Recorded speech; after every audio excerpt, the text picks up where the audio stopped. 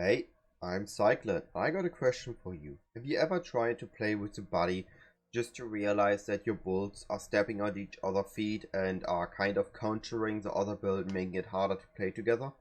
Or was like, okay, so we're playing together, but one build is always stronger than the other, and you just realize that you're just running behind and not actually doing stuff?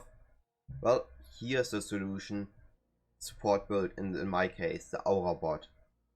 Aurabot, a fun build, super tanky, and it allows you to play with anybody, adjust it to the build of your body, and then to just say, hey, you're going to be more tanky, do more damage, I'm going to be super tanky, and we just destroy the content together now. Like, you won't be able to kill anything anymore, but you will make your buddy able to kill so much more stuff than he was before, and yourself can just be super tanky and almost tank everything the game has to offer. With this build earlier this week I tanked a Cyrus Meteor and I only lost 2k out of 8k ES. Or I tanked a Death Beam and didn't took any damage at all. That being said, I'm quickly going in-game before we go to passive building to show you some numbers, because passive building has not updated the reservation calculation properly yet, or at least as far as I know. I am able to fit 4, 8, 11 auras, right? 4 on the boots, 4 on the helm, 3 on the shield. And I use a Wall Discipline additionally, because I want to get this one to 21 eventually. And maybe some AoE too. And on top of that we use the Sign Ascendancy for the Guardian, additional physical. Your auras grant physical reduction, which does scale with our aura effect because it's the aura that's granting it. And the Necromancer Ascendancy for additional attack speed, which also scales with the aura effect because the aura grants it. It's a nice neat little interaction. So we use those two ascendancies, we used 11 auras. This is a tanky version of the Aurabot that goes CI. There is a different version which I come to in a moment that can fit more auras, but it will be less tanky, it will have less ES, and it will have less defenses. Last thing I want to show before heading over, if we take it the defenses, it's just the auras, 31k armor, 51k evasion, 8k life, or overcapped resistances. And if I use flasks, we go for 56 and 81. Absolutely insane. With the defensive banner, the Defiance one, and Grace, Determination, and Flask, this build is almost unkillable. The only thing that still kills is physical damage over time, because armor doesn't prevent physical damage over time. We can only do that with physical damage reduction, and we don't have as much as we would like to of that yet without the armor stuff. Only at 38. Well, it just isn't as good, but we can survive everything else. Also, the cost of this build is super cheap. If you ignore the body armor and shield, which I crafted myself for, I guess quite luckily, I guess those would be a bit more pricey, but let's say the rest, 10 chaos, 5 chaos, 1 chaos, 5 chaos maybe, 10 chaos maybe, 1 chaos, rings I got for 5 chaos each. I don't know where the jewels are now. I got them super cheap, super early, so I cannot judge there. And for those we just go for ES and resistances and maybe some mana. For a flat one with ES and mana. And like I said, it's super simple items, super cheap items. We are a bit cramped what the skill section goes on, but that is again a really... as we don't attack, we can just use these every 15 to 20 seconds. Hardcast the Desecrate sometimes on the boss, and that's about it. We can use a link as well, if you have the space. And you can drop Purity of Elements on this version, by the way, once your carry has kept resistances without it, because we can take the carry's elements with Link Mastery, or with the weapon Sign of the Sin Eater. And with Anointed Flesh and the Pantheon Soul of Everest, we are getting immune to Ignite. The helmet gives us immune to Freeze. And lastly, with the Flask of Eel or something in that direction, we gain immunity to Shock. So we can take them, we are immune to them, and can ignore them. or we can use a Cyclopean coil in the belt slot to be also immune to them. Sorry, quickly drinking something while I switch over to standard to show you the low life version of the Aurabot.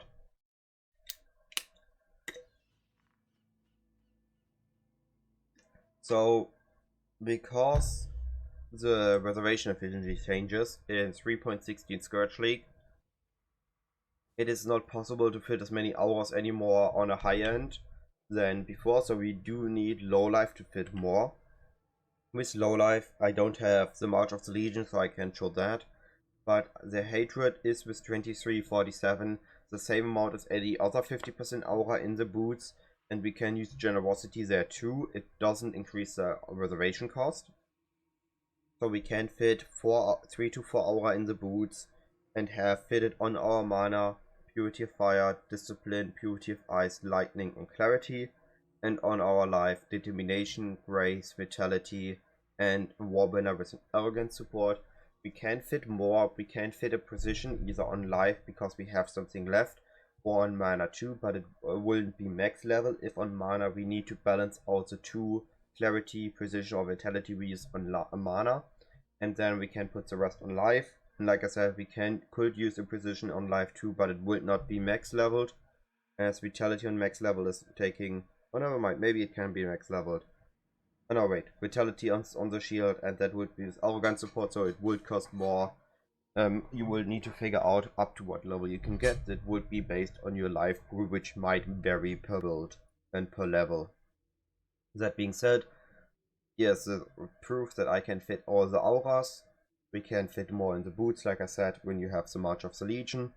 You don't need a 16 chevrons, by the way, I just had that one in standard lying around. And we don't need a Presence of Chayula. We can get Chaos Resistance on the tree. There's this wheel added, Asylum, and the wheel for One with Evil. It's going to give us a good amount of Chaos Resistances, and you just need a bit more on your rings, and you're good to go. Okay, I will now head over to Passive Building and show you something there. First things first, you can head to Notes. I added a section that you can just copy and paste in the build of any carry you want to play with. And it will just give everything the auras gave. You just need then the carry not to use any of the auras you are going to use, so to not falsify the numbers. They're also going to vary a tiny bit on the low life version, because the numbers of every aura that is not Zeal Tree, Rest and Hatred, I calculated it with the aura effect of the CI version, which is because of the body armor a bit higher. And I calculated the values for Zeal Tree, Rest and Hatred with the generosity effect. So just to keep that in mind for this year, if you copy it and it isn't exactly how it is in game, those could be the factors because it varies. I also added a tiny leveling section. I will go over that in a bit, combined with the leveling tree. I added a gear section I recommend for CI and low life.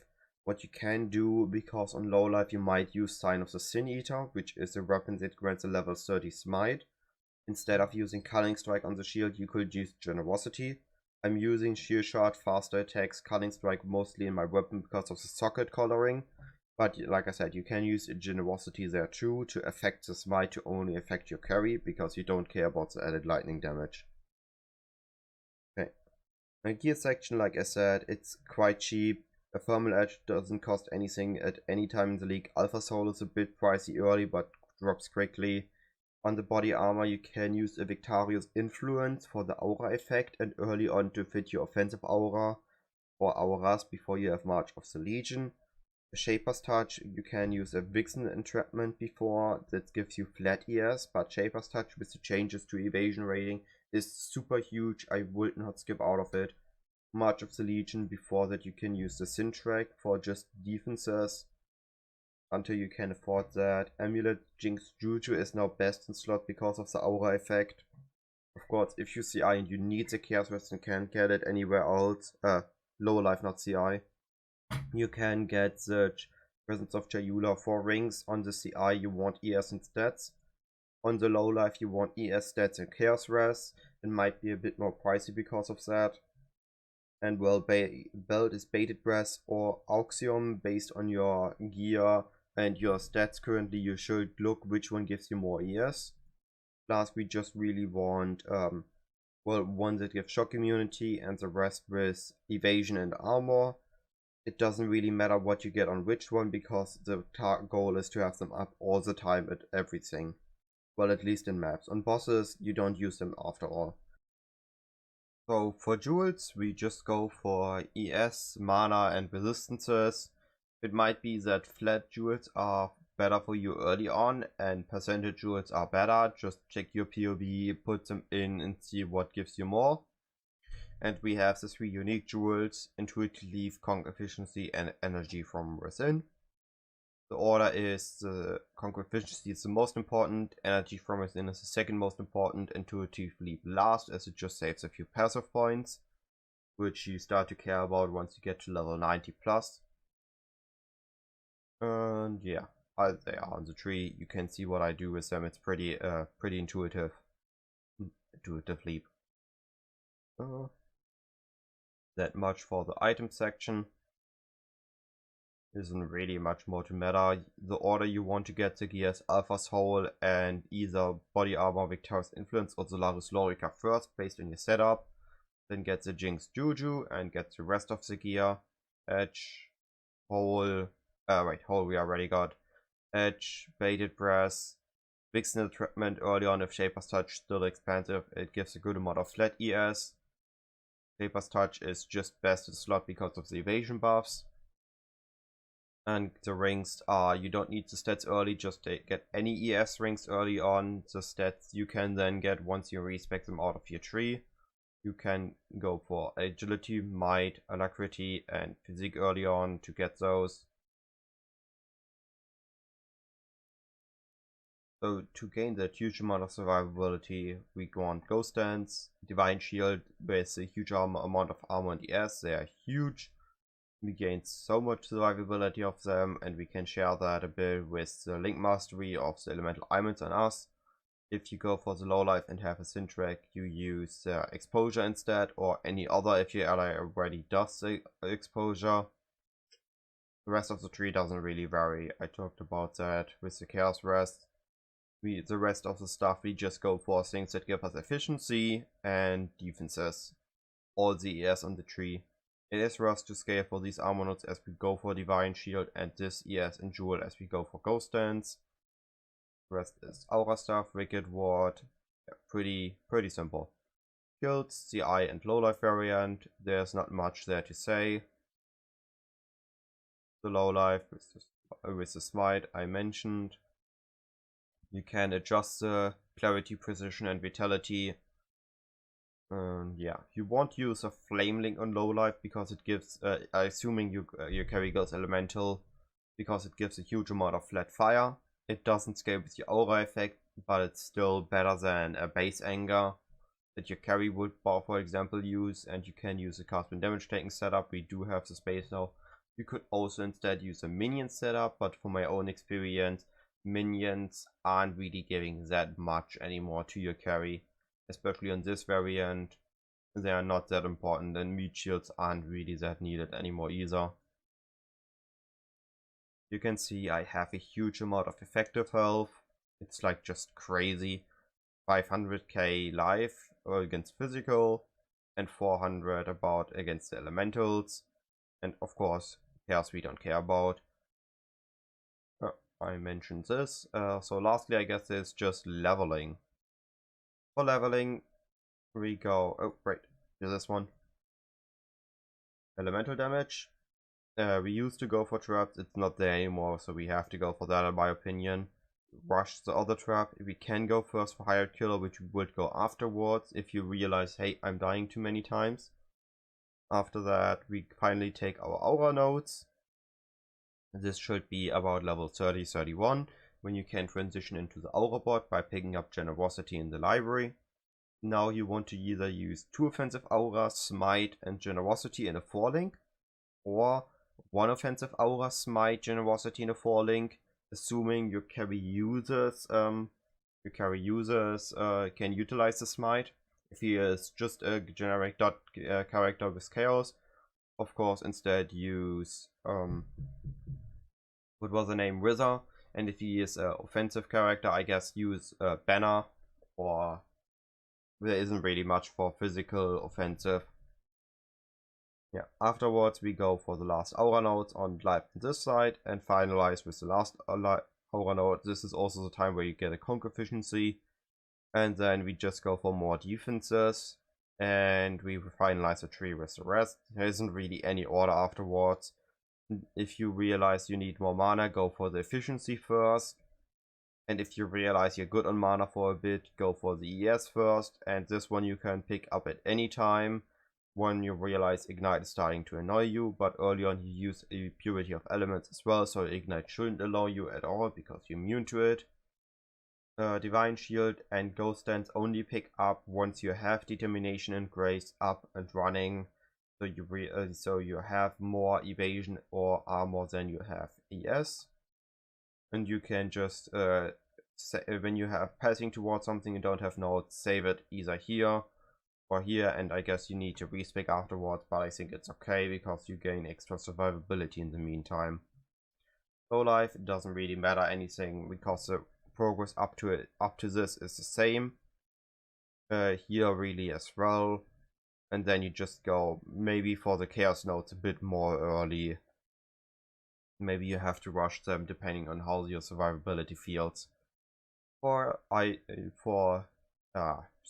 gems, we use the smite to level. We use Stormblast Mines and Frostbomb Onslaught at a lightning damage. Frostblink, Arcane Surge, Orb Storms, the classical early leveling.